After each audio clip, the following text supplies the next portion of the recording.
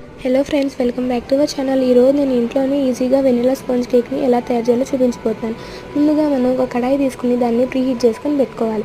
Next ఒక బౌల్లో 4 eggs వేసుకొని దానిని బీట్ చేసుకోవాలి.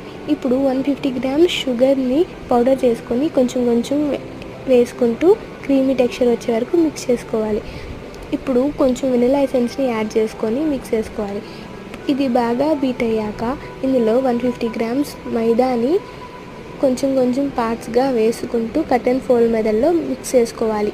అలాగే ఒక చిటికెడు బేకింగ్ పౌడర్ని వేసి మిక్స్ చేసుకోవాలి. నెక్స్ట్ ఇందులో కొంచెం టూటీ ఫ్రూటీ వేసుకొని మిక్స్ చేసి బేకింగ్ ట్రేలో కొంచెం ఆయిల్ అండ్ అలాగే డస్టింగ్గా మైదా వేసుకొని ఎక్సెస్ మైదాని తీసేసి కేక్ బ్యాటర్ని ఇందులో వేసుకొని ఒక 15 minutes హై ఫ్లేమ్లో అలాగే 10 minutes లో ఫ్లేమ్లో వేసుకొని కుక్ చేసుకోవాలి. ఈ కేక్ పూర్తిగా చల్లారిన తర్వాత తీయండి. నేను అలా తీయలేదు, అందుకే పైన పార్ట్ ప్యాన్కి నచ్చితే లైక్ చేసి సబ్స్క్రైబ్ చేయండి.